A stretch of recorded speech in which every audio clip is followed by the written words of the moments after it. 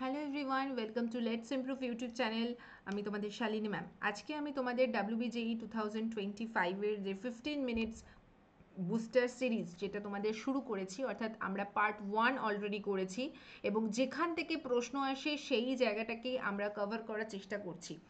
তো আগের দিন আমরা করেছিলাম যে সলিউশনের মোলালিটি, ফর্মালিটি, নর্মালিটি যে জায়গাগুলো থেকে প্রশ্ন আসে এবং এই বছরেও এসছিল, সেই জায়গা থেকে আমরা করেছি এবং আমরা আবার আজকে করব হচ্ছে ওটারই সেকেন্ড যে পার্টটা, যে টপিকটা থেকে ম্যাক্সিমাম প্রশ্ন আসে, যেটা হচ্ছে কলিগেটিভ প্রপার্টি। সেই প্রপার্টি জাস্ট ফর্মুলাগুলো দেখব এবং সেখান থেকে কয়েকটা অঙ্ক দেখব, যাতে সেই জায়গাটা আমরা পুরো বুঝে নিতে পারি যে কী ধরনের প্রশ্ন আসে বা কী ধরনের প্রশ্ন আমরা দেখতে পারি।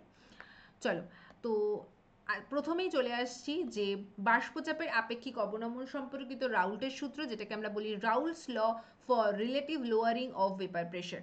তো দেখো, এখানে পরিষ্কার আমরা যে লটা রয়েছে সেই লটা আমরা জানি যে অ্যাকর্ডিং টু দ্য রাউলস ল the relative lowering in vapour pressure, অর্থাৎ বাষ্পচাপের যে আপেক্ষিক অবনমন হচ্ছে সেটা কিন্তু তার দ্রাবের যে মোল ভগ্নাংশ রয়েছে তার সমান।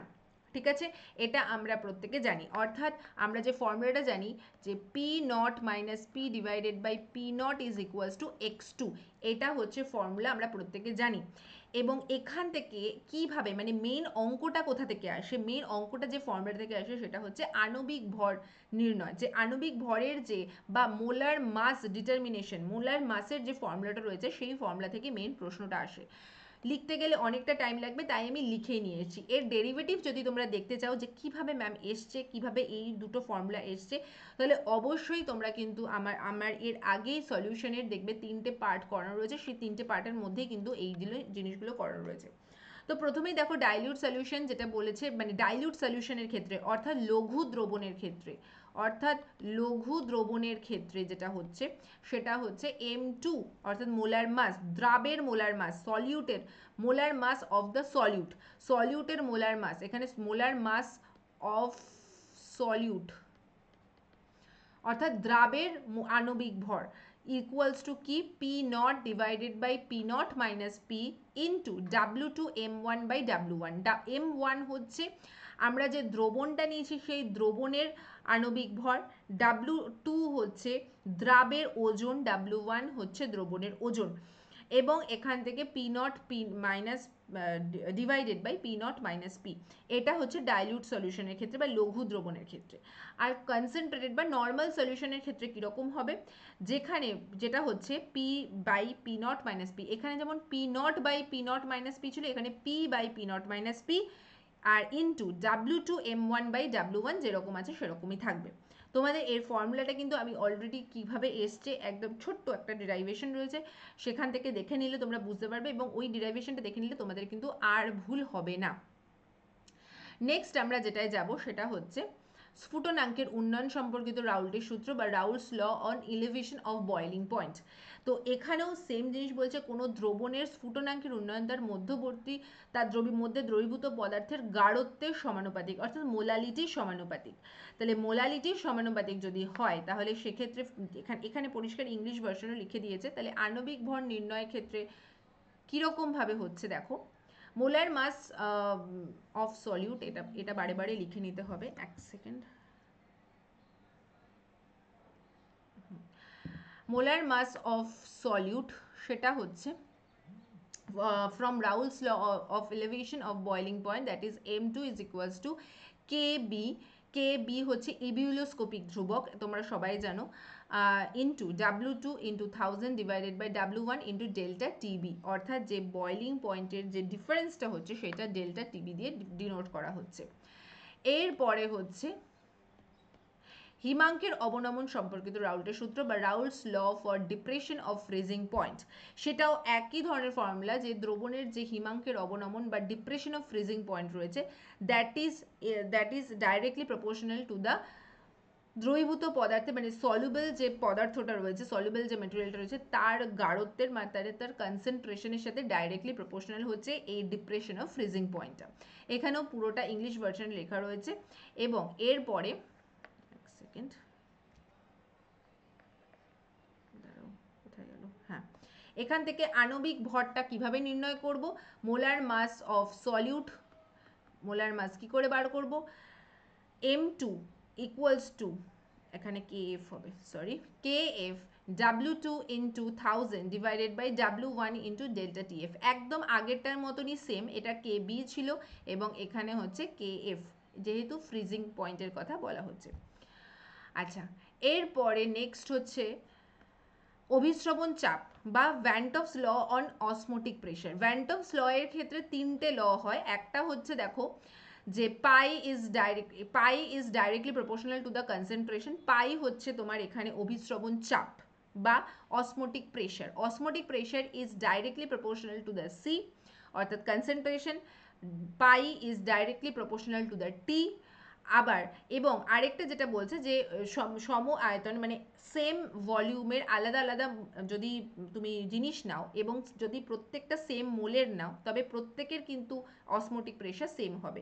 অর্থাৎ তুমি যদি আলাদা আলাদা পদার্থ নাও কিন্তু প্রত্যেকটা সেম মোলের নাও এবং সেম ভলিউমে নাও, তাহলে প্রত্যেকের কিন্তু অসমোটিক প্রেশার সেম হবে, এটাই এখানে বলেছে। এবার অসমোটিক প্রেশারের যে মোলার মাসের ফর্মুলা সেটা হচ্ছে M is equals to WRT by pi V, এটা হচ্ছে তোমার ফর্মুলা। ডাব্লিউ তো জানো ওজন, আর তো তোমরা জানোই মানে ওটা হচ্ছে ইউনিভার্সাল গ্যাস কনস্ট্যান্ট, টি তো তোমরা টেম্পারেচার জানো, পাই হচ্ছে অসমোটিক প্রেশার, ভি হচ্ছে ভলিউম।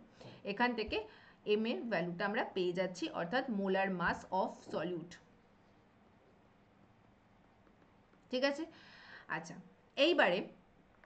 এইবারে আমরা আসবো এই তিনটে থেকে, মানে এই চারটে থেকে।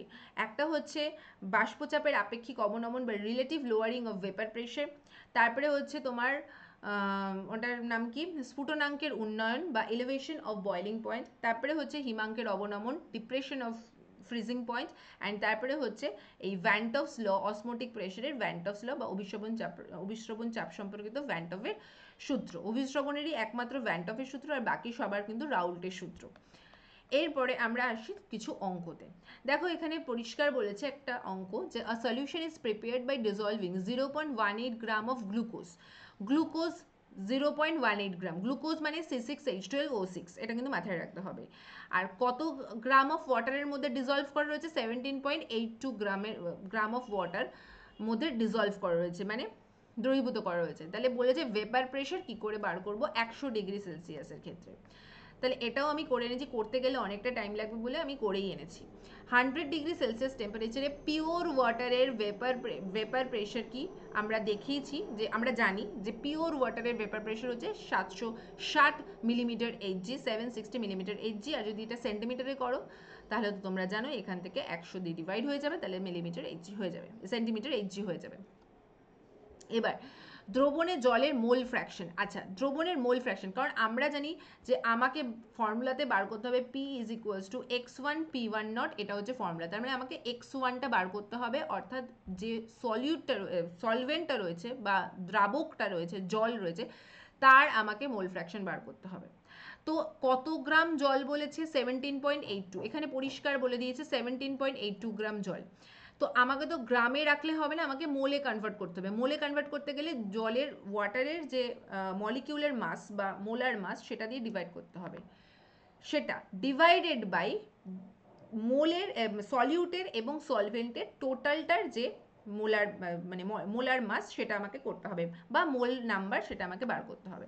তাহলে 17.82/18 ডিভাইডেড বাই 17.82/18 তো থাকবেই, মানে সলভেন্টের মোল নাম্বার তো থাকবেই, তার সাথে সলিউটের মানে দ্রাবেরও মোল নাম্বার বা মোল সংখ্যা কিন্তু রাখতে হবে। সেটা কি 0.18 ডিভাইডেড বাই 180, কারণ গ্লুকোজের হচ্ছে 180 আর গ্লুকোজ কতটা মেশানো হয়েছে 0.18, মানে যেটাকে আমরা আনুপাতিক ভাগাহার বলি সেইটাই এখানে করতে হচ্ছে। করলে এটা ক্যালকুলেশন করলে আসছে 0.99। যেহেতু মোল ফ্র্যাকশন একটা ফ্র্যাকশন ভগ্নাংশ, তাই এর কোনো ইউনিট হয় না।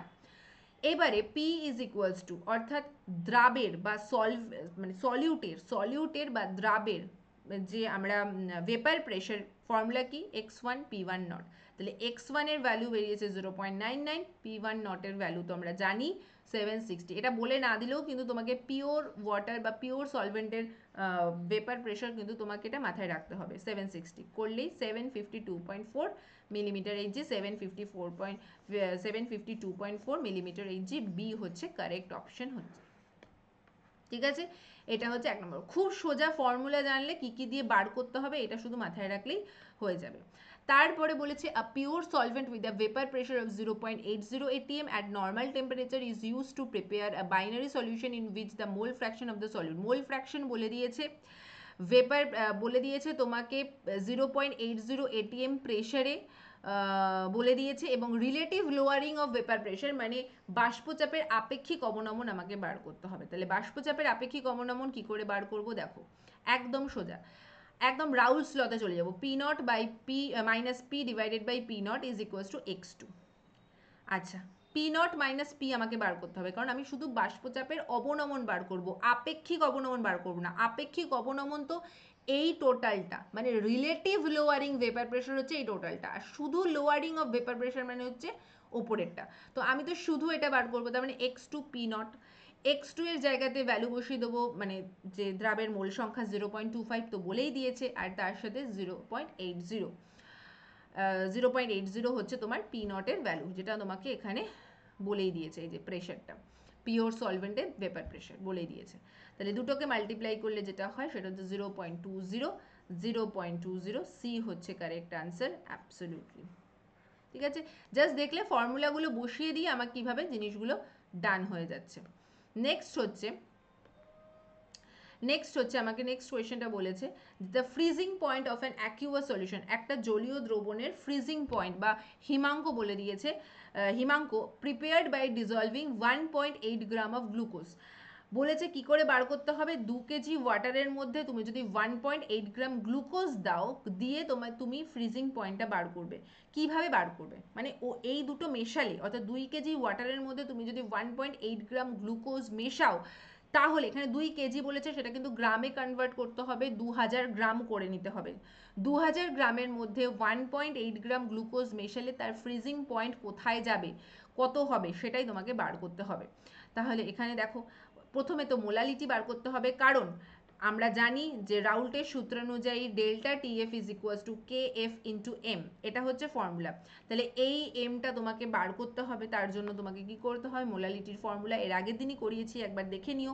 1.8 ইন্টু 1.8 হচ্ছে তোমার মানে দ্রবণের এই যে মানে গ্লুকোজের ওজন, গ্লুকোজের ওজন ডিভাইডেড বাই গ্লুকোজের আণবিক ভর, তাহলে মোল সংখ্যা বেরিয়ে গেল, ইন্টু 1000 তো ফর্মুলাতেই আছে, আর নিচে ইন্টু 2000 হচ্ছে তোমার কত গ্রাম জল তুমি নিয়েছো সেটা করলে তোমার এখানে মোল পার কেজি বেরিয়ে যাচ্ছে। ঠিক আছে, এই যে মোল, এটা হলো মোল পার কেজি, এটা কেজি ছিল, কেজি, তাহলে মোল পার কেজি বেরোলো। এইবারে জাস্ট এম এর ভ্যালুটা তুমি যদি এখানে বসাও, আর কে এফ এর ভ্যালু তোমার 1.86 বলেই দিয়েছে, যে 1.86 বলেই দিয়েছে, যদি তুমি করো তাহলে এটা বেরোলো। এবার এটা তো ফ্রিজিং পয়েন্ট নয়, তোমাকে ফ্রিজিং পয়েন্ট বার করতে গেলে 0 থেকে মাইনাস করতে হবে।